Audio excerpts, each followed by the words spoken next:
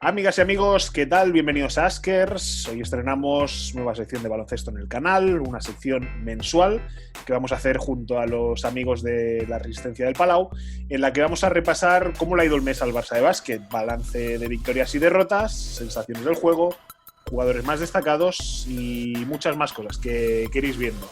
Así que sin enrollarme mucho más, saludo ya a Pabli Osuna, miembro de la Resistencia del Palau. ¿Qué tal, Pabli? ¿Cómo estás? Muy buenas, ¿qué tal? ¿Cómo estás? Déjame que salude también a todos los seguidores de la Resistencia, que no son pocos, 15.200 en Twitter y subiendo. Oye, Pablo, antes de ir al lío, ¿esperabais al inicio de vuestro proyecto conseguir llegar a tanta y tanta gente? Siendo sincero, por la parte que me toca a mí, yo creo que no. Pero bueno, es un poco que la tónica de nuestro trabajo es decir lo que pensamos, ser claros y opinar. Y habrá gente a la que le guste, gente a la que no, pero en la carencia de información respecto al básquet que hay y un poco tratar la actualidad del Barça, pues yo creo que la gente también nota la necesidad de esto que nosotros damos. Yo creo que no queda casi nadie que siga la actualidad del Barça de básquet que nos conozca, pero bueno, igualmente a todos los que nos estén escuchando, os animo a seguirnos en Twitter, que no os perdáis la nueva web que están estrenando estos días y, como no, recuperar los podcasts que han ido haciendo a lo largo de estos meses, en los que podréis escuchar, entre otros invitados, que no son pocos, a Ito García Reneses, a Antoni Daimiel, a Joan Plaza o el último podcast con Lalo Alfueta. Pabli, si te parece, vamos a analizar este mes de octubre del Barça de básquet, un mes de octubre que se cierra. Vamos a incluir en este mes de octubre el partido del domingo entre el Barça y Tenerife, pero bueno, un mes que se cierra con 8 victorias y 3 derrotas. Hacemos un repaso rápido de marcadores. El mes empezó precisamente el 1 de octubre con el primer partido de Euroliga en el Palau, victoria por 76-66 contra el CSKA. Luego iremos dando una pincelada de cada partido.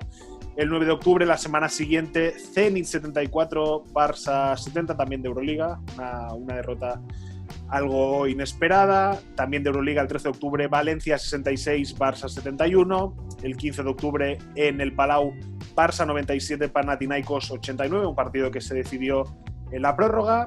Después, el fin de semana, partido de AC Baskonia 82, Barça 71, derrota de los de Saras. Y luego la semana siguiente, semana de clásico en Euroliga, antes por eso Barça 87 y Guipúzcoa 60, clásico en el Palau y primera victoria de la temporada contra el Madrid por 79-72.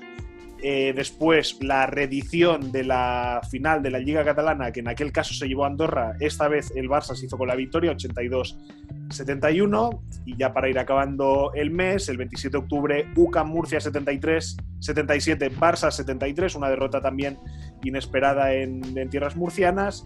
Luego yo creo que aquí, Pablo, habrá tiempo para intentar explicar qué pasó en ese Baskonia 71, Barça 72. Y por último, como comentábamos para cerrar la semana pasada, Barça 81, Tenerife 74, partido de Liga Endesa. Como comentaba Pablo, 8 victorias, 3 derrotas. Cerramos mes de octubre. ¿Qué impresiones te ha dejado este mes? A mí me deja una impresión un tanto positiva, porque estamos en el inicio de la temporada y hay que ser cautos. Tenemos un entrenador totalmente nuevo para la dinámica de trabajo que tiene. Los equipos de Zara, el que sigue al Zara, ese entrenador, saben que van de menos a más. Y yo creo que es una faceta en la que tanto el aficionado como el socio del Barça tiene que tener claro que hay que ser muy pacientes con la plantilla y también tener en cuenta que hemos tenido un arranque de temporada en el que muchos jugadores no han estado. Por ejemplo, Corey Higgins apenas hizo pretemporada recuperándose de la operación que tuvo. Hemos contado con el problema que tuvo Kyle Curry con la lesión tras la operación que tuvo, sí, que ya lo hemos visto incorporado al equipo en buen nivel. También está la incógnita del 5, que parece que falta, que no falta. Por eso te digo, yo creo que el balance para mí es positivo. Es verdad que se han escapado algunas victorias que teníamos que haber sido capaces de cerrar, como seguidor del Barça todos queremos ganar, pero hay que tener en cuenta también un poco la línea que tiene que llevar el equipo y ver cómo evoluciona. Yo creo que la paciencia ahora mismo creo que debería de ser el objetivo máximo en cuanto a la sesión. Ya hemos visto cambios tácticos ofensivos, una brutalidad, un cambio brutal respecto al Barça de Pesic que llevamos viendo. Y en defensa hemos visto una defensa con unas ayudas en los flanks muy largos, más allá del triple, una defensa muy presionante. Lo de la defensa, la verdad que ha sido sorprendente, ¿no? Porque esto que comentabas del flash sabiendo más allá del triple, sí que es verdad, ¿no? Que con Pesic, pues la defensa, a ver, no digamos que yo creo que no era el punto más débil del equipo, pero hombre, Saras ha demostrado que incluso se puede mejorar todavía más esta faceta. Yo creo que la primera parte contra Madrid, en la que, si no me equivoco, los de Lasso se quedaron en 27 puntos, ¿verdad, Pabli? Creo que fue. Sí. Hombre, eso ya te dice el potencial de lo que es capaz de este equipo. Si tú consigues secar a todo un Real Madrid con 27 puntos, un Madrid que está acostumbrado a no bajar de 30 puntos por cuarto, más o menos, hemos visto incluso algún día que se ha llegado a ir a 40, pues hombre, es muy meritorio. Y sí, dime. En defensa está claro que el equipo con Pesic funcionaba muy bien atrás, pero también hay que ver que es un cambio de criterio muy grande. Pesic contaba con Ante Tomic y la primera baja cuando llega Zaruna es más opinión que información. Yo creo que Zaruna prescinde de Ante Tomic porque no le vale para lo que quiere proponer en defensa con jugadores como Davis, por ejemplo, o Piero Oriola, que te dan muchísima movilidad, facilidad de defenderte al pequeño tras bloqueo. Yo creo que es muy importante y hay que analizar también con los hechos y con la plantilla que tenemos. Totalmente. Has comentado también el tema de las lesiones. Yo creo que la gente tiene que ser consciente realmente de las bajas que ha habido. Víctor Claver, un jugador muy importante, yo creo que tanto en la pizarra de Pesic como en la pizarra de Jasikevičius, las dos bajas claras que comentabas, tanto de Kuric como de Higgins, y no olvidemos también los partidos de baja de Nico Mirotic por coronavirus. Mirotic, Higgins y Kuric, yo creo que junto a Ertel la temporada pasada, es que estamos hablando prácticamente de tres de los mejores jugadores de la plantilla. Ten en cuenta que has comentado bajas de tres exteriores, incluimos a Víctor Claver. El equipo por fuera prácticamente no ha hecho pretemporada. Hemos tenido que tirar un poco de cantera, que gracias a Dios ha vuelto el perfil de cantera, que yo creo que era muy necesario, porque hemos tenido a Bolmaro, tenemos que en intermitente con la primera plantilla también hemos visto a Papi Branco, que a mí personalmente me ha sorprendido. Le seguí un poco el año pasado con el equipo B, pero no creía que fuese a llegar a tener el potencial que está demostrando. No, el descaro de Branco ha sido increíble. La intensidad defensiva. Es que el Barcelona tiene una plantilla, para mí, de las más potentes, si no la que más en Europa, pero la mayoría de la plantilla, siendo sinceros, prácticamente el exterior que hemos tenido de nivel de primera plantilla ha sido Alex Abrines, que venía de una temporada que no lo hemos visto. Exacto, ha sido importante recuperar a Abrines, porque es lo que tú dices, claro, que sin Kuric y Higgins, que eran prácticamente la batería exterior que contaba el equipo la temporada pasada, pues menos mal que se ha podido recuperar un poco Abrines, porque sí, la verdad que las bajas súper importantes. Y luego cuentas con la llegada de un Nick Calate, que quieras que no, es muy bueno, tiene experiencia, cuenta con ese punto que a lo mejor no te da un jugador más joven, pero un jugador nuevo que tiene que conocer al equipo, necesita muchos entrenamientos. Hay que ser también realista, una temporada con las circunstancias que tiene el COVID, ya lo hemos comentado para el que nos esté escuchando, en nuestro podcast con Joan Plaza le pudimos comentar sobre el tema de cómo afecta la pandemia para preparar la preparación que tiene el equipo previo a los partidos, y él mismo reconocía que era muy, muy, muy difícil porque no puedes entrenar todo lo que te gustaría y luego encima tienes que guardar los protocolos, jugadores que se quedan fuera. Es muy difícil asentar los conceptos en un mes de competición. Yo creo que el equipo va a funcionar, además lo iremos comentando en los próximos vídeos. Yo creo que el equipo va a ir mejorando y con creces, porque hay madera, hay mucho talento, y yo creo que lo que falta es trabajo. Lo hemos visto en la pretemporada, acusábamos mucho la pérdida del rebote. El rebote sí, no, yo puedo entender y comparto y soy de la opinión de que falta un 5. Falta un 5 yo lo pienso totalmente. Que aporte rebote, pero yo no le achaco en la falta de rebote que hemos tenido en los primeros encuentros. Yo no se la achaco a la falta de un 5 que mida X, que sea fuerte, que juegue por encima del aro. Yo le achaco a una falta de asimilar conceptos defensivos. Exacto, una defensa totalmente nueva, y vamos, la gente que sigue de verdad el baloncesto, sé que lo puede llegar a entender como lo entiendo yo, o el que esté jugando o el que haya practicado este deporte, sabe que el rebote no es cosa de un jugador o de dos, es cuestión de un equipo. Y una defensa en la que hay tantos cambios, tantas rotaciones, hasta que tú no aceptas y asimilas ese concepto que pide Sara, pues es muy difícil. Y más jugando a esta intensidad y con estos rivales que todos tienen grandísimos jugadores. Además, el tema del rebote que comentabas en pretemporada sí que fue una de las cosas que a mí me dejó más preocupado, entendiendo que también era un tema de asimilar conceptos en defensa y todo lo que supone, ¿no? Pues el cambio de entrenador.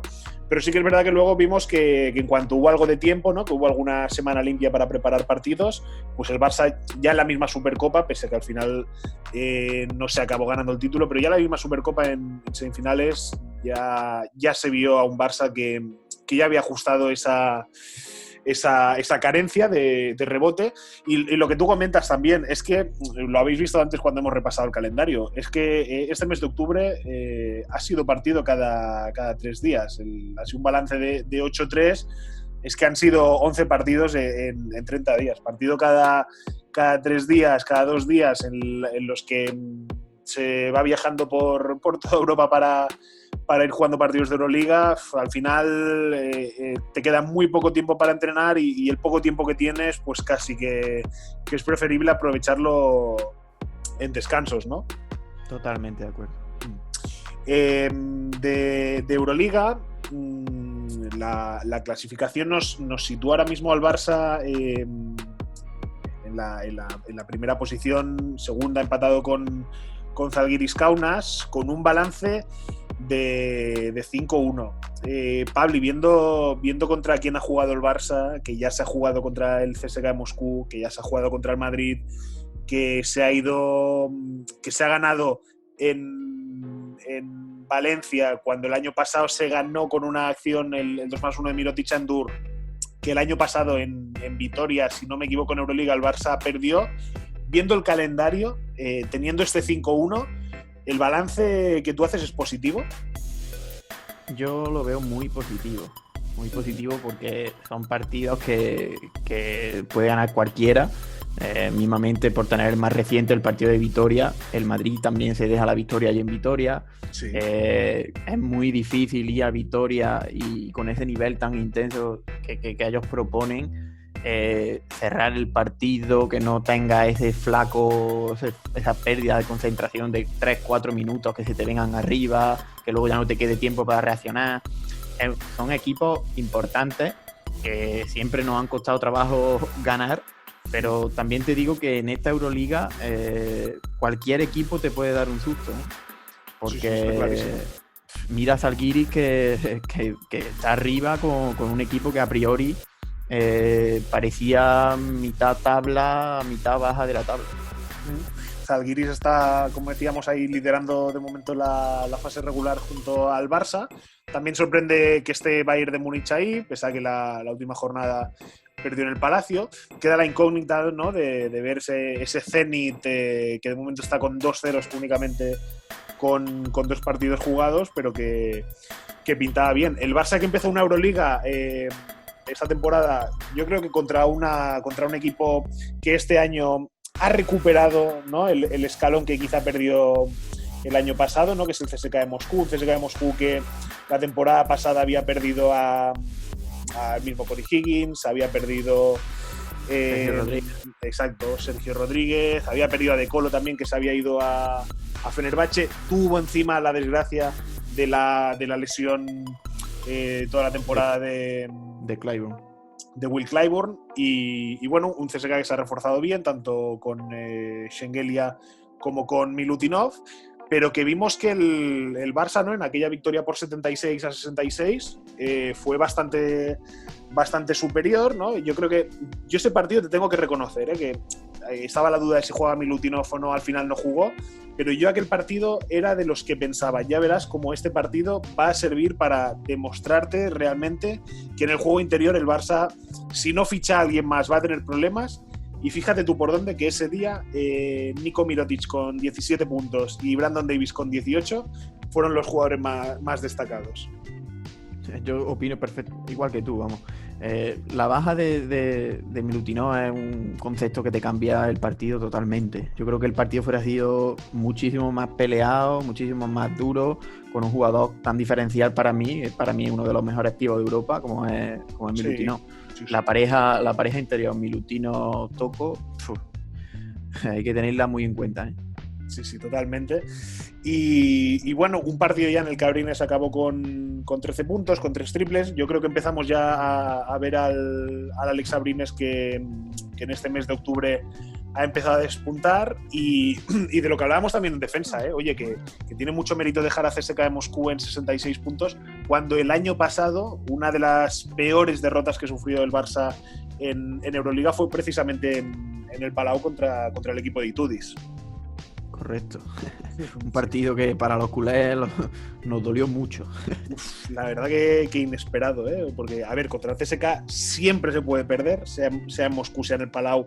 Normalmente más números de perder en Moscú, pero ostras, aquel partido, y más con aquella acción en Moscú de Mirotic, que también sirvió para ganar el partido. Una buena primera victoria del Barça en Euroliga, un partido de aquellos marcados en el calendario que el equipo de Saras consiguió ganar.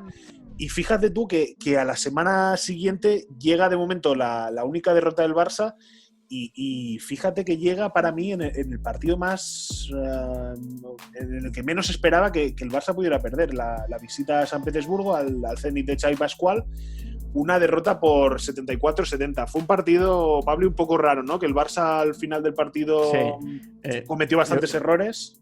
Yo creo que Xavi Pascual llevó el partido a su terreno y supo manejar al equipo muy bien en los últimos minutos, y como tú dices, un partido muy duro, mucha ida y venida, ciertas desconexiones.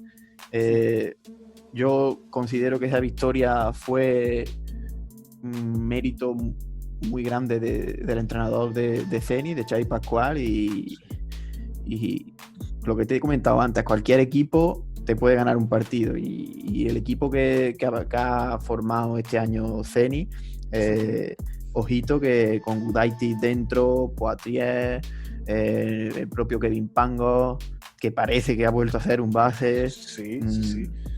Yo creo que puede ser un equipo que le va a dar mucho asusto, sobre todo allí en Rusia, a muchos equipos. Te iba a hablar precisamente de Kevin Pangos, ¿no? Que la temporada pasada prácticamente en blanco. Creo que al final en Valencia, para la fase final de ACB, creo que jugó el primer partido por ahí, pero un Kevin Pangos que la temporada pasada no jugó prácticamente nada, y acabó siendo uno de los jugadores más destacados del Zenit, aquí con 15 puntos. Y comentabas también el nombre de Alex Poitres, que estamos todavía a noviembre, ¿no? Pero ya se ha empezado a hablar, ¿no?, de que si el Barça el año que viene busca o necesita a un pívot, ¿no?, si no acaba llegando finalmente para esta temporada al 5, pues que podría ser un nombre interesante, ya no por el partido contra el Barça, una muy buena actuación con 16 puntos, sino porque es un pívot que lo que hemos visto es interesante, ¿no? A mí no me termina de convencer mucho, aunque es un perfil que me crea muchísima curiosidad a ver cómo evoluciona la temporada, pero no lo veo un 5, lo veo volver a repetir el cromo del 4. Es verdad que es un 4 muy físico, que te da en el puesto de 5 una movilidad y un rollo tipo Brandon Davis como el que tenemos, pero yo creo que el Barça debería de buscar otro tipo de pivot que ahora mismo escasea mucho en Europa, ¿verdad? Ya. Sí que es verdad que, pues eso, ¿no? Que lo hemos visto que físicamente no es un pívot muy alto, sí que es a nivel físico destaca, es un buen jugador por encima del aro. Y bueno, vamos a ver. Es que también Zenit, claro, es una incógnita. Dime. También hay que tener en cuenta que un perfil que también le gustaba mucho a Saruna ha sido Zashley Day. Exacto. No es un 5, también se ha rumoreado mucho de Quincy Easy, jugador americano que viene de la NBA y está en Maccabi, que ahora mismo creo que es agente libre. Sí. Yo creo que suenan muchos nombres, todos tan distintos, y cuando no ha llegado el 5 ya, no sé. Yo creo que esperan más un mercado americano, que es verdad que la opción de Poitiers para un futurible pivot, pues puede ser un perfil que sea bastante interesante. Sí, yo soy como tú, de la misma opinión de que al Barça le falta un 5, porque ya se ha ido viendo, ¿no? Que Pustovoy pues no... Sí que al principio de temporada no contaba con alguna oportunidad, pero a la hora de la verdad en los partidos importantes ya se ha ido viendo que no va a ser una opción, ¿no? Pustovoy para Saras. Sí. Ya sé. No.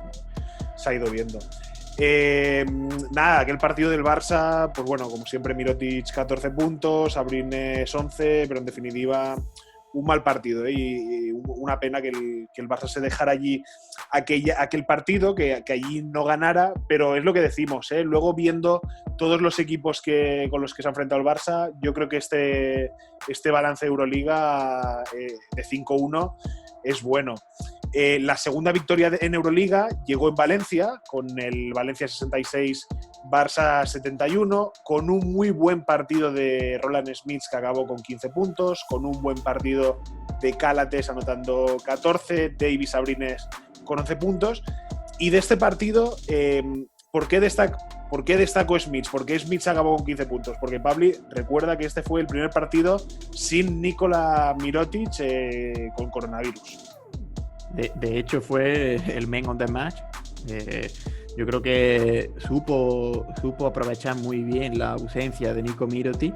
Creo que Smith puede llegar a ser un trabajador nato de Saruna, y fue muy importante en la victoria, aportando mucho desde el tiro exterior, también anotó desde dentro de la zona. Creo recordar que no llegó a fallar, si falló un tiro. Yo creo que fue un partido muy completo, y también vemos un Nick Cálates con 14 puntos que también castigó mucho a Valencia. Sí. Mira, comentabas de Smith, tengo aquí la estadística delante: 3 de 3 en tiros de 2, 3 de 3 en triples. Esto, la verdad que el día que te falta Mirotic, que Jasikevičius pueda contar, ¿no?, con este paso adelante que dio Smith, y que se echase muy poquito de menos al hispano montenegrino, la verdad que fue un puntazo. Sí, fue un perfil que para la gente que nos sigue a la Resistencia del Palau, sí, a lo mejor no llegó a sorprenderle tanto, porque es un perfil que llevábamos reclamando mucho tiempo, que debería de haber contado con muchos minutos la temporada pasada, por ejemplo. Un jugador muy polivalente, que puede jugar tanto de 3 como de 4, que cuando ha entrado ha aportado muchísima intensidad, muchísimo rebote, como hemos dicho, tiro exterior, también anota. Yo creo que es un jugador que hace de todo, pero no lo han dejado. Yo creo que hay que ir viendo, porque este es un jugador un tanto similar a lo que vemos de Pustovoy, solo que el letón parece que tiene un poco más de madera. Exacto, sí, yo soy de los que no es que confíe, que confío, pero que realmente veo en Smith un jugador importante que en el Barça, vaya, puede hacer muchísimo muchísimo servicio y lo puede hacer muy bien. Y de hecho ya lo ha demostrado, que con oportunidades, lo que pasa que si las oportunidades llegaban a cuentagotas, no podemos esperar siempre, si las oportunidades llegan a cuentagotas, a un Smith estelar, pero en el caso de Valencia, pues mira, se dio la situación de que hizo un buen partido, y a mí a esta victoria me gustaría darle mérito, porque sí que es verdad que puede ser más llamativo ganar en la pista del CSKA de Moscú, puede ser más llamativo ganar en el OACA, pero no nos olvidemos de Valencia, que se ha reforzado muy bien, que tiene una señora plantilla y que yo creo que el año pasado empezó con dudas, con muchas derrotas al principio, luego acabó mejorando. Yo creo que Valencia este año va a estar toda la temporada ahí, coqueteando con el top 8, y para mí una victoria muy importante en una pista complicada. Esta fue la segunda victoria de Euroliga. La tercera llegó en el Palau contra el Panathinaikos por 97-89, un partido que acabó en la prórroga, un partido de aquellos que si el Palau hubiera estado abierto hubiera habido una buena entrada contra Panathinaikos, y un partido de aquellos de disfrutar, de sufrir, porque la verdad que vimos, Pabli, aquel día a un muy buen Barça, con un Corey Higgins inspirado con 24 puntos, también a un notable Davis con 20, y recuerdo además por parte de Panathinaikos a Nedovic dando un recital también de triples. Sí, fue un partido bastante disputado. Por el nivel de la plantilla que tiene Panathinaikos, creo que debería de haber cerrado el Barça el partido mucho antes de llegar a la prórroga, sí. Porque un equipo como Panathinaikos, con el roster que tiene y el roster que tenemos, incluso con la ausencia de Nico Mirotic, yo creo que nos faltó ese juego claro, esa... Es verdad que todos los partidos son diferentes, pero yo creo que faltó quizás un poco un poco más de intensidad para decir aquí acaba el partido, la victoria es nuestra, y evitar un poco el susto del final, que yo vi el partido un poco bronco también, muchos parones, un partido duro. Sí. Me faltó eso de esa rabia, esa garra de decir se termina el partido ahora, pero claro, tiene un rival como Panathinaikos que experiencia tiene para mucho. Y estoy viendo el Barça a la prórroga, el partido se fue a la prórroga con 75-75, el Barça a la prórroga anotó 22 puntos, que para que os hagáis una idea son 22 puntos. El Barça anotó 13 en el primer cuarto y anotó 17 en el último. Luego en la prórroga, la verdad que muy inspirados, y hombre, una victoria, ¿no?, contra Panathinaikos que siempre suma. Yo también soy de tu opinión de que, hombre, que hemos visto a Panathinaikos, le hemos visto mejores plantillas, ¿no?, de la que presenta este año. Y bueno, los griegos que lucharon hasta el final. Sí que es verdad que luego la prórroga pues ya no estuvo la cosa tan disputada, y bueno, una victoria de esas que cuentan, ¿no?, que contra Panathinaikos siempre el prestigio, uno de los partidos históricos vaya de la Euroliga. También hay que tener en cuenta que 2 días antes habíamos jugado contra Valencia, y lo mismo que el partido de Valencia en mí estuvo muy muy bien, el partido de Panathinaikos cometió algunos errores y pecó un poco de esa falta de ritmo que se esperaba también que tuviese el día de Valencia, porque apenas había contado con minutos. Y para acabar esa semana, ¿no?, esa semana que comentábamos ahora, con doble jornada de Euroliga en Valencia y en Barcelona, llegó la primera derrota CB, Baskonia 82, Barça 71. Quizá, Pabli, que junto a los primeros compases de Lucán Murcia-Barça, el peor partido, ¿no?, del mes este. Sí, para mí creo que fue peor que el día de Murcia. Sí. Yo creo que el día de Murcia, ya lo comentaremos, pero vamos, el día de Baskonia, el equipo parece que llega un poco acusando el cansancio de los partidos anteriores. Cuando el otro equipo que también había jugado, como bien comentó Zara, ellos llevaban un día más de descanso que Baskonia. Sí, porque esa semana el Barça había jugado contra Panathinaikos el jueves y el partido Baskonia-Euroliga, no recuerdo ahora contra quién era, había sido el viernes. Sí. Es un poco inexplicable que el equipo de Baskonia tuviese más piernas que el del Barcelona cuando nosotros llevábamos un día de descanso más que ellos, ¿no? Pero es verdad que cuando no te entran los tiros liberados, cuando no te entra, todo se empieza a complicar. Y como he dicho al principio del vídeo, Baskonia es un equipo que te va a complicar la vida siempre. Y tanto. Además, ya se vio en la pasada final ACB un partido que, ¿no? Lástima el Barça allí, que estuvo con una ventaja de 6-8 puntos a punto de romper el partido y que al final, pues mira, Baskonia se lo acabó llevando. De aquel día, de este partido de ACB Baskonia 82, Barça 71, los más destacados, Hertel con 15 y Davis con 10. La verdad que eso, como comentábamos, va a ser complicado. Creo que lo comentabais en el podcast con Lalo, que va a ser complicado este año en Vitoria conseguir ganar partidos, ¿eh? Sí, es complicado sin público. El día que vuelva al público va a ser más complicado todavía. Exacto, sí. 2 días más tarde, ¿no? Lo que comentábamos, partidos cada 3, cada 2 días. 2 días más tarde y en la previa de ese Barça-Madrid que iba a haber en Euroliga, vino al Palau Guipúzcoa. Vino al Palau Guipúzcoa en un partido de ACB.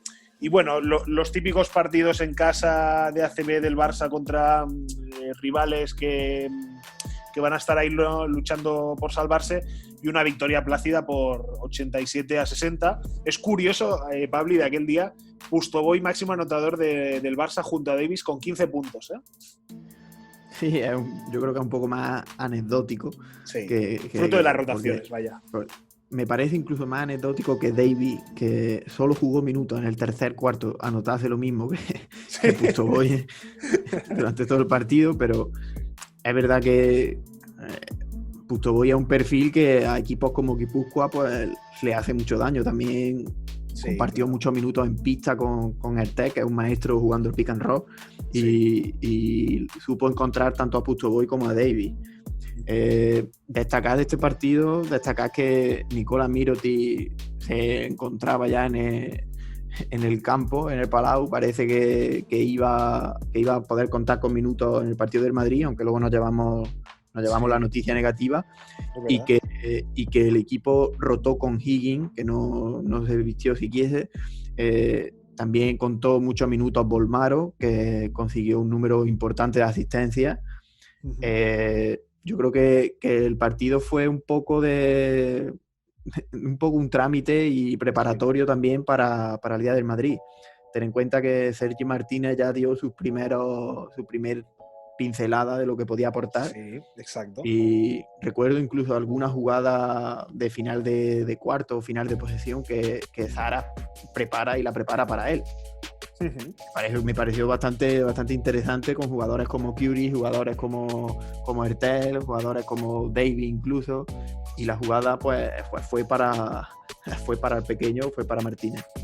Además, lo que comentabas, yo creo que clave en una temporada tan larga como son las temporadas ahora aquí del baloncesto en Europa, con Euroliga y ACB, con un montón de partidos, es clave que en partidos como estos, en los que no se te complican, haya una rotación tan descarada, por decirlo de alguna manera, como la que hubo en aquel día. Y yo creo que es una de las cosas que el Barça de Pešić no tenía, y que no sirva de crítica, pero realmente era una de las cosas que, hombre, después de ver el esfuerzo que hacía el Barça en jornadas de doble partido de Euroliga, luego en el Palau contra pues lo que comentábamos, ¿no? Un equipo, un perfil bajo, volver otra vez a darle 30 minutos a Mirotic, volver otra vez a darle 20 y pico a Davis, 20 y pico a Higgins. Sirvió este partido, y yo creo que va a ser la dinámica o la tónica cuando vuelvan a haber pues no tantos partidos entre semana, que haya una agenda tan cargada, pues eso, ¿no? De que Saras va a ir rotando a jugadores. Comentarlo de Sergi Martínez, que aquel día contra Guipúzcoa ya dio muestras de su potencial, acabó con 10 puntos. Y un Sergi Martínez que yo creo que, vaya, una de las sorpresas agradables, por supuesto, en el partido de 3 días más tarde, un partido de Euroliga, el clásico en el Palau, que el Barça se llevó por 79-72. Un partido en el que Kuric, Davis y Higgins fueron los más destacados con 15, 14 y 13 puntos respectivamente. Pero, Pabli, hay una cosa que la gente, si no vio el partido y solo vio la estadística, flipó. Y es que Sergi Martínez aquel día jugó 31 minutos. Fue increíble, ¿no?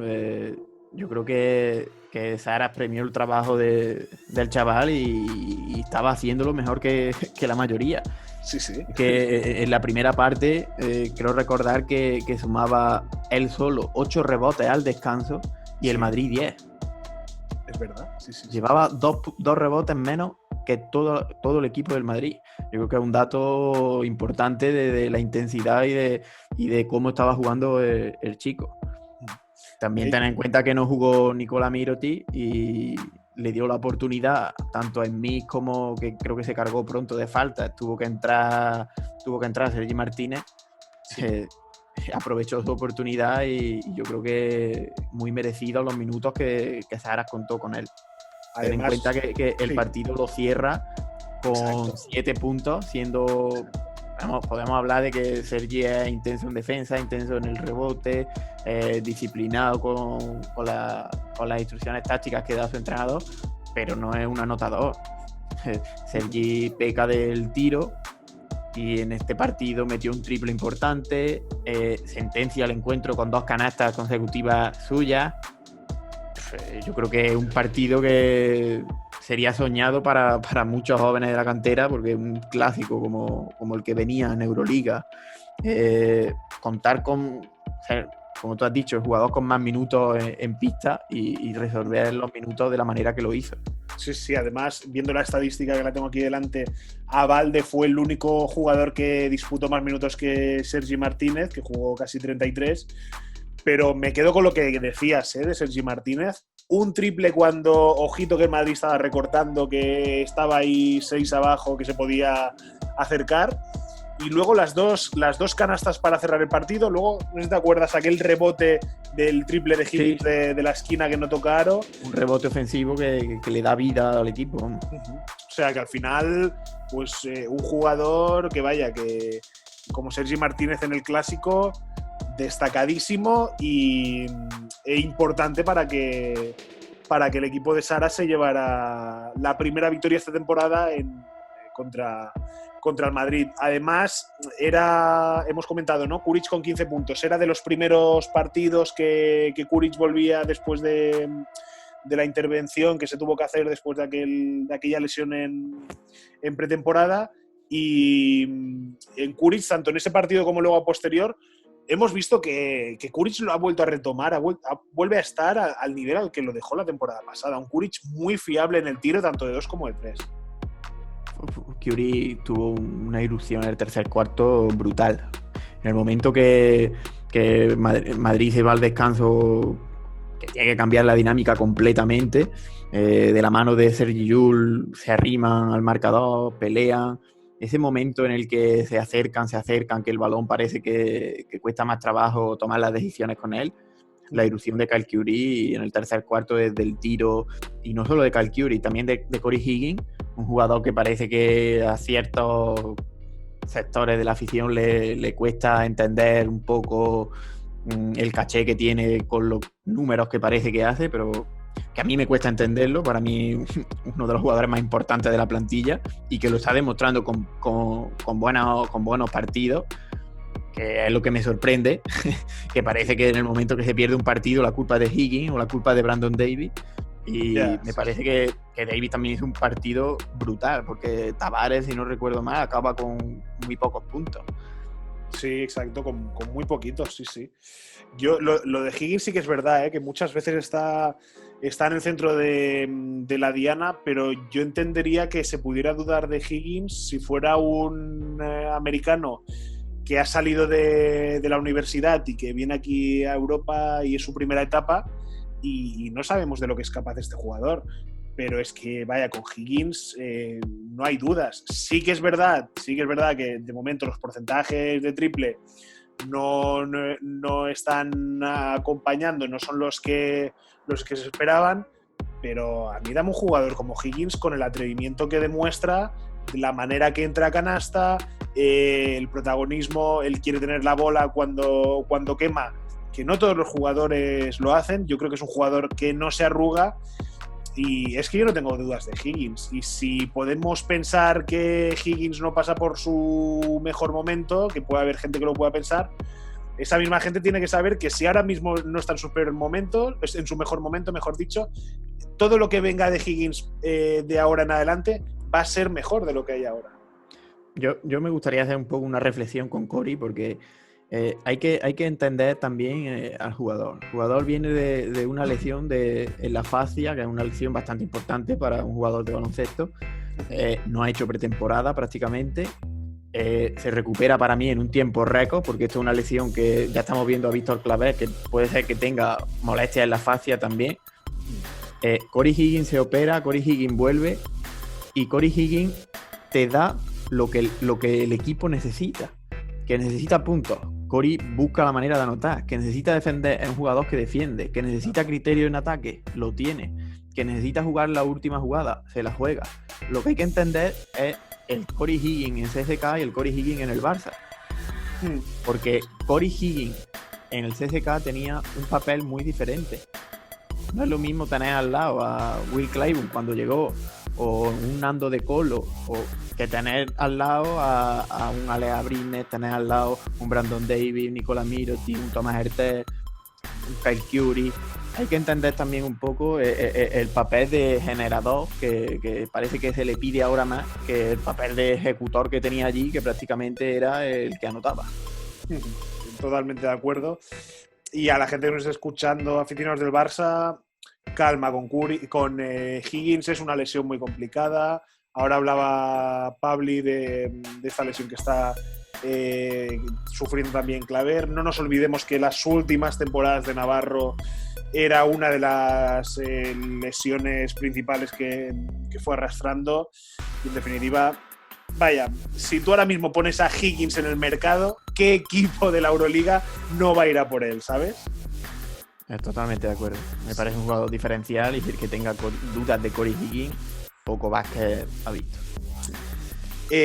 Victoria contra el Madrid, como comentábamos, y para cerrar aquella semana, también en el Palau, victoria por 82-71 contra Andorra. Bueno, un buen Barça con otra buena actuación de Smits, 15 puntos, Davis 12, y lo que comentábamos, el regreso de Niko Mirotic, 14 puntos, nada mal para el hispano montenegrino en su vuelta. Y bueno, un partido que el Barça fue siempre por delante y que se le llegó a complicar un poco, ¿no? Por esa tendencia que tiene el Barça, que muestra más en las segundas mitades de bajar un poquito, ¿no? Y se le acabó complicando un poco, de no cerrar el partido, pero al final una victoria más para sumar en la Liga Endesa. Sí, totalmente de acuerdo. Ya hemos visto Andorra, que nos complicó mucho incluso en el partido de Liga Catalana. Sí. Tiene jugadores muy físicos, Olomijigua y Mike Dime, dos pibos que muy móviles, fuertes, intensos. Nos suelen complicar mucho los partidos, pero supimos salir adelante y llevarnos la victoria. Una victoria muy buena.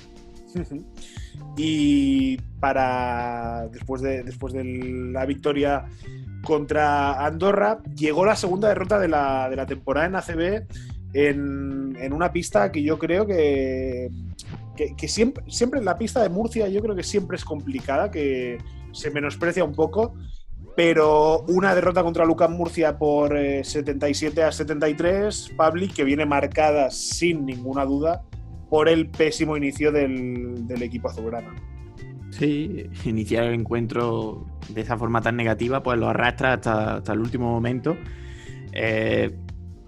Hacer un poco alusión a las palabras que hizo Sara, en el que no esperaba que sus jugadores no estuviesen preparados para un partido tan duro, cuando un equipo como UCAM Murcia, siendo sinceros, por talento no le puede ganar a un equipo como el Barcelona. Ellos tienen que endurecer el partido, tienen que jugar un poco sucio, por decirlo de alguna palabra. Sí. Y llevaron el partido a su terreno. También acompañado un poco con las declaraciones que hizo el entrenador al final del partido. partido duro y que no supo preparar a sus jugadores porque no tuvo tiempo. Sí. Yo creo que es un partido... A mí esta derrota, sinceramente, me preocupa menos que la derrota de partido contra Baskonia.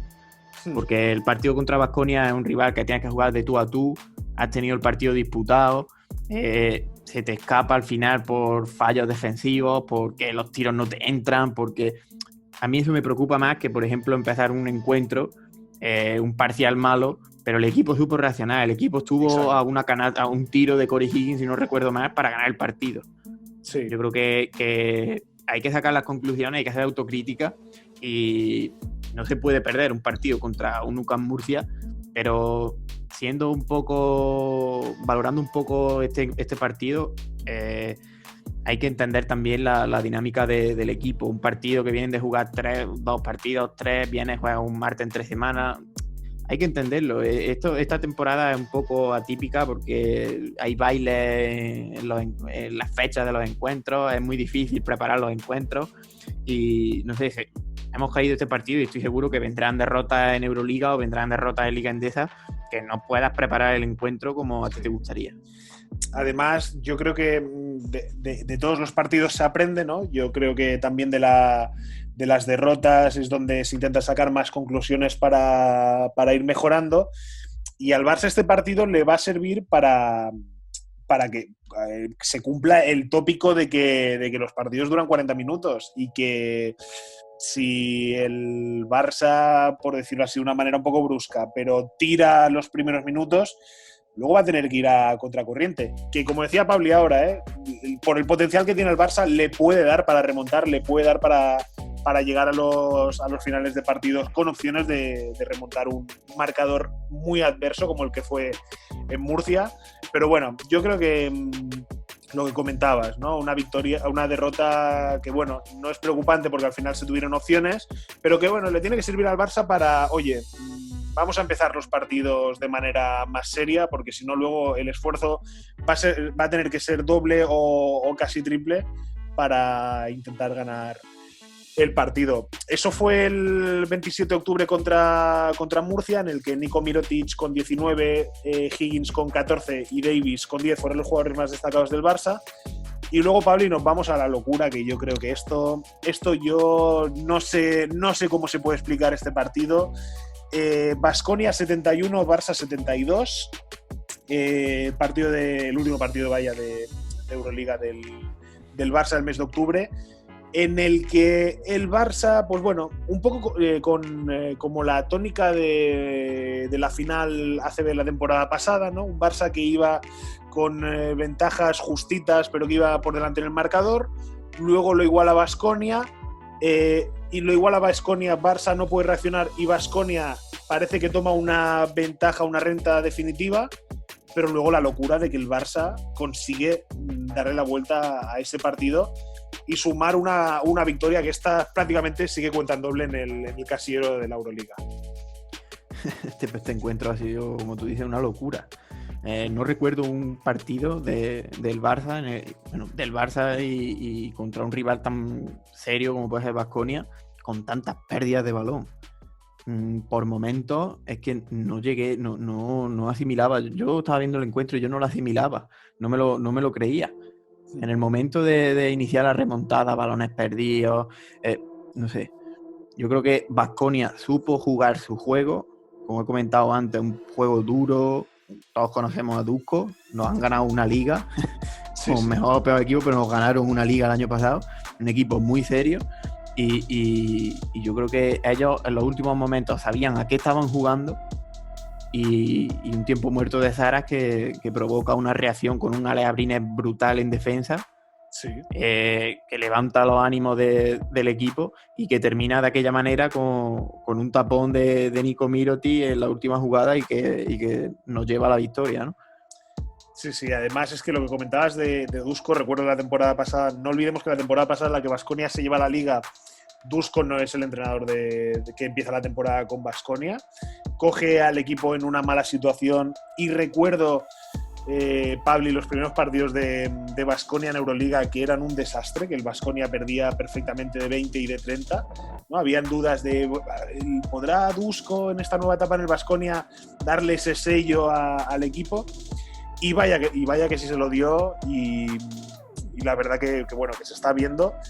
Pero lo del otro día, locura. Sí que desde el tiempo muerto que comentabas de Saras, ese derroche, ese esfuerzo de Abrines, recuerdo la acción aquella en la que se tira cuando el balón va a salir de banda para que al final acabe anotando Brandon Davies, pues una muestra también, ¿no?, de que uno de los sellos de identidad de este Barça es el de no bajar los brazos, y un partido pues que bueno, que quizá en otra temporada se hubiera intentado remontar desde individualidades que quizá hubieran traído ese acierto, pues desde la fe y desde el equipo pues se pudo sumar esa victoria. Yo creo que hay que darle mucho crédito a estas últimas palabras que dice, que en otros años este partido no se fuera llevado a la victoria como se llevó. Sí. Totalmente. Y para cerrar ya este balance de partidos, el último partido de ACB del Barça, 81-74 contra Tenerife. Un partido, por lo típico, un partido con un guión parecido al de Andorra, con ventajas del Barça, luego algún momento en el que se complicaba, pero que al final el Barça acaba ganando, con Abrines con 16 puntos como máximo anotador del Barça, Calates con 14 y Nico Mirotic con 13. Ese partido, Pablo, fíjate, que comentábamos al principio contra CSK, va a ser un partido en el que el del CSK, que el Barça va a ver que le falta un 5 y no sé qué. Los primeros instantes del Barça-Tenerife, con Shermadini haciendo de las suyas en la pintura, fue cuando pensé, aquí se está viendo que el Barça va a sufrir con pivots tan físicos y tan altos. Sí, totalmente de acuerdo. Shermadini nos sacó un poco la vergüenza en esa posición, pero supimos reponernos, supimos desplegar nuestro juego, supimos ponernos por encima en el marcador, y como dijo Zara, parecía de verdad un partido, un encuentro de playoff, y es importante que el equipo también vaya encontrando esas sensaciones de competición, esas sensaciones de partidos importantes, porque lo que se viene hay partidos que ese toque, esa experiencia, es lo que te va a dar la victoria o no en futuros encuentros. Además, un Tenerife que llegaba al Palau invicto, que la derrota contra el Barça supuso su primera derrota en el casillero ACB, y un Tenerife que yo creo que ya ha dado el salto, de esa zona media de la liga, y que después de los equipos Euroliga e incluso Eurocup, por ahí en medio ya se puede colar, y va a ser un equipo que, si se siguen haciendo las cosas así como se llevan haciendo estas últimas temporadas, va a ser un equipo habitual tanto en las copas como en los playoffs. Sí, totalmente de acuerdo. Entonces, como decíamos, cerramos este mes de octubre para el Barça con un balance de 8 victorias y 3 derrotas. En cuanto a estadísticas de Euroliga, Mirotic ha sido el más destacado con 16,3 puntos, 7 rebotes en 28 minutos, pero de momento solo ha podido jugar 3 partidos. Pablo, coincidirás conmigo, y ha ido saliendo su nombre, ¿no?, en los jugadores más destacados de estos partidos de octubre, que Brandon Davies ha sido una de las alegrías, ¿no?, de las buenas noticias de este Barça, el pivote en Euroliga, que cierra este mes con 13,8 puntos y 3,7 rebotes en 24 minutos. Sí, Brandon Davies está desplegando un buen juego, y es muy importante que poco a poco Brandon encuentre su sitio en el juego que quiere Zara, porque es nuestro 5, es nuestro baluarte en el juego interior, salvando las distancias con el juego interior que tiene Nico Mirotic. Y yo creo que recuperar a Brandon Davies, que el año pasado en los últimos encuentros estuvo muy, muy mal, sí. Yo creo que puede ser muy, muy importante para el devenir del equipo. Además, un Brandon Davies que la temporada pasada, ¿no?, si algo se le acusaba, era lo de ser quizá un poquito irregular, y en este inicio de temporada, en este mes de octubre, lo hemos estado viendo, lo hemos estado repasando, los números no engañan, y en cuanto a anotación ha sido de los más destacados. Pabli, esto en cuanto a más destacados, también En Euroliga, Corey Higgins con 10,7 puntos de media. Pero en la parte negativa, yo creo que estamos viviendo un mal momento tanto de Tomás Hertel como de Pierre Uriola, ¿no? Porque los dos jugadores, mira, tengo aquí delante sus números. La verdad que en cuanto a anotación en Euroliga, Pierre Uriola está con 2,7 puntos y Tomás Hertel está con 4 puntos. ¿Tú a qué atribuyes esto? ¿Crees que les está costando quizá más encontrarse en esa pizarra de Saras? Yo creo que hay que diferenciar un poco el caso de Oriola del caso de Hertel. El caso de Oriola yo creo que se puede acusar también un poco de cansancio. Todos sabemos que Oriola no es un jugador que te va a aportar 10, 12, 15 puntos por partido. Oriola en ataque no te da lo que sí te dan, por ejemplo, los Mirotic o los Brandon Davis, pero el despliegue defensivo y lo que ayuda al equipo en cambios defensivos, en rebote, en garra, en corazón. Yo creo que lo que hemos visto de Pierre Oriola ahora, la gente también opina mucho por las estadísticas de los tiros libres, que falla, que es lo que tiene Oriola. Oriola hay que saber que es un jugador completo, pero no es un jugador diferencial en esta plantilla. Como sí considero que puede llegar a ser un Thomas Hertel si encuentra el sitio que le está intentando inculcar Sara y que hasta ahora le está costando mucho. Porque Sara prefiere tenerlo en el banquillo y que entre como un 2 anotador que te despliegue ese descaro, esa magia que decimos que tiene Hertel. Y Hertel pues es un jugador que no se ciñe tanto a un poco al despliegue táctico que tiene este entrenador.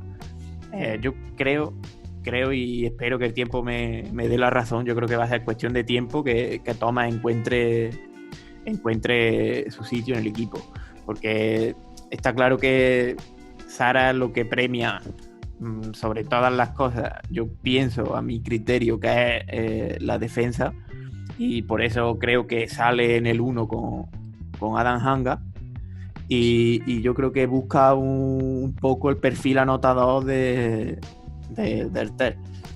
No sé si opinas como yo en este sentido, pero yo creo que el tiempo nos dirá un poco si Thomas se adapta o no, y ver un poco cómo evoluciona esto, porque creo que es un jugador muy, muy, muy importante de cara a los partidos importantes de verdad, porque ese descaro y esa magia que tiene es lo que muchas veces decanta un partido, ¿no? Ten en cuenta que ganamos unas Copas del Rey con Pesci y prácticamente el juego era Hertel y Hertel. Sí, es que te firmo totalmente lo que has dicho. Al Barça, a Saras, al propio Hertel, les interesa encontrar la mejor versión del base francés. Si nos vamos a los títulos, las dos últimas copas del Barça, el MVP ha sido Hertel. Cuando el Barça ha tenido éxito en cuanto a títulos, ha sido con la figura de Hertel como un jugador destacado.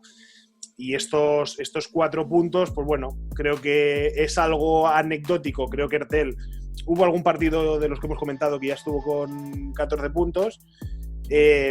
Vamos a ver, sí, yo ojalá que se le pueda encontrar a Hertel ese encaje en la pizarra, porque es que lo va a necesitar Saras, porque el día que quizá pues Kuric no esté tan acertado, que Abrines no tenga el día o que te falte alguno de los exteriores, necesitas los puntos de Hertel. Me parece interesante a mí ese encaje que le da con Calates y Hertel en pista Saras, ¿no? Porque le da quizá más la función de distribuidor, de repartir juego a Calates, pero sí, yo creo que de Hertel es otro, es que no hay duda, su trayectoria en Europa le avala como un perfil explosivo, un jugador con muchos puntos en la mano, y es cuestión de tiempo. Del tema de Uriola, me preocupa más lo que se ve en pista, que va más allá de las canastas, ¿no?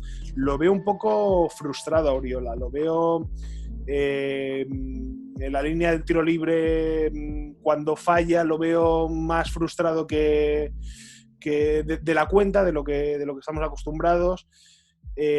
Yo creo que, vuelvo a decir lo mismo, de Uriola, porque también en Twitter está siendo un poco el centro de la polémica, está siendo también está en la diana. No hay dudas de Uriola. Uriola está en el Barça porque ha ganado una liga con Valencia siendo un jugador súper destacado, ha ganado un mundial con España siendo también un jugador importante, y no hay dudas en cuanto a su básquet. Creo que anímicamente sí que hay que recuperarlo, porque Uriola, lo que tú decías, anotadores en el Barça, a nivel interior, por ejemplo, Mirotic y Davis, se espera mucho más de ellos que Uriola, pero por todo lo que puede sumar, y también esos minutos que tenga Uriola que sean útiles en cuanto a anotación, importante recuperar a Uriola, que de momento, tanto en puntos, ¿no?, que comentábamos, 2,7 puntos en Euroliga, mala cifra, pero también en cuanto a minutos, que está en menos de 15, un jugador como Uriola, que ha sido siempre de los más utilizados, es súper importante que lo puedan recuperar, ¿no, Pabli? Sí, totalmente de acuerdo. También de las estadísticas y de lo que comentábamos, este mercado de fichajes de momento, a falta de si viene un pívot o no, solo ha venido Nick Calates, y sus estadísticas en Euroliga, unos 8,2 puntos, una cifra bastante buena. No son tan buenos, pero no son sorpresa, ese 26,1% en tiros de 3 y un 25% en tiros libres, que esto, los que ya conocen a Calates ya lo saben, pero ostras, es una cosa, 25%, terrible. Y eso sí, en asistencias, 6 asistencias. ¿Cómo lo estás viendo tú, Pabli, a Calates? Yo creo que se está adaptando bien al juego del Barça, solo que también ten en cuenta que de esas estadísticas que comenta en el tiro exterior, que a muchos les puede llegar a sorprender, a los que seguimos a Nick Calates no tanto, pero yo creo que muchos de esos tiros son de final de posesión, que yo creo que eso también tiene que corregirlo con el tiempo, porque sí, yo creo que está claro que es cuestión de tiempo.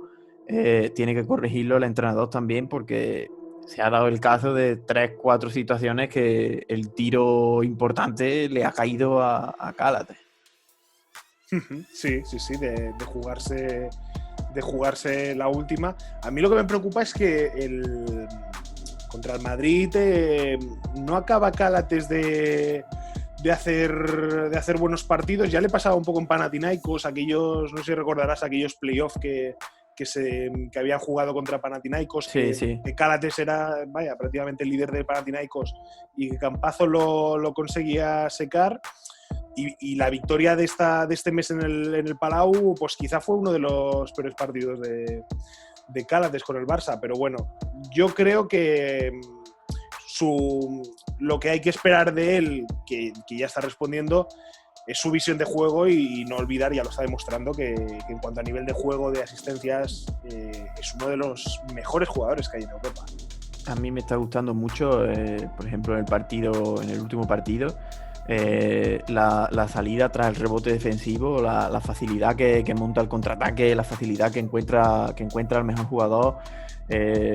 Yo creo que es cuestión de tiempo. Yo creo que Calates va a ser importante, y a mí es un fichaje que, a priori, los que nos siguen en la Resistencia, a mí precisamente no me gustaba ese factor de que tenía un porcentaje en tiros libres bastante preocupante para una posición como la que él tiene, pero yo creo que nos da ese plus de dirección que es muy, muy, muy necesario, y de experiencia y respeto, también hay que decirlo, respeto arbitral, que nos ha faltado quizás a lo mejor otros años.